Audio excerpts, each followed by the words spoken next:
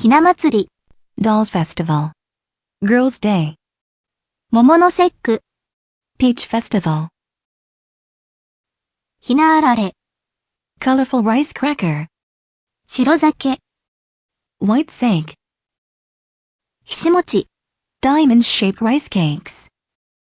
ひし餅は桃色と白と緑色のお餅で、ひな祭りの時だけ備えられます。Hishimoki is a rice cake colored in pink, white, and green and it is prepared only for Hina Matsuri. ひな人形。Girls' Festival Dolls. ひな人形は持ち主の女の子の不運を取り払ってくれると言われています。It is said that Hina Ninjo takes away the bad luck of girls who own them. ちらし寿司。Scattered sushi. ちらし寿司は寿司の一種で、酢飯の上にイクラや刺身などのたくさんのトッピングが散らされているものです。Shirashi sushi is a kind of sushi with many scattered toppings such as salmon roe and sashimi on vinegared rice.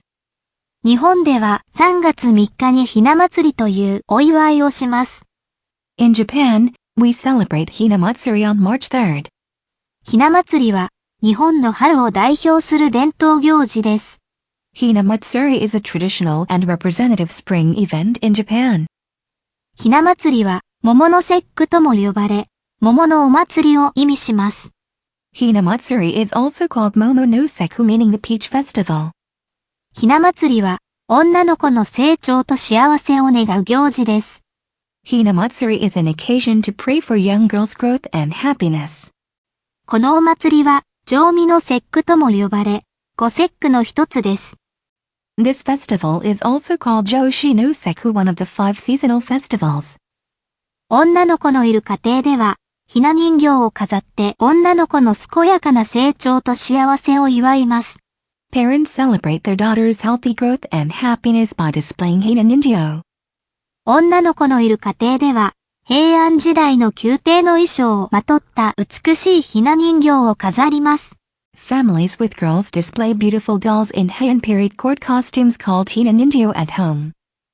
ひな人形や桃の花を飾り、ひし餅、ひなあられ、ちらし寿司、はまぐりのお吸い物、白酒などが用意されます。Hina Ninjo and peach blossoms are displayed, and Hishimaki, Hina arare, Shirashi sushi, broth with clams, and shirazake are prepared.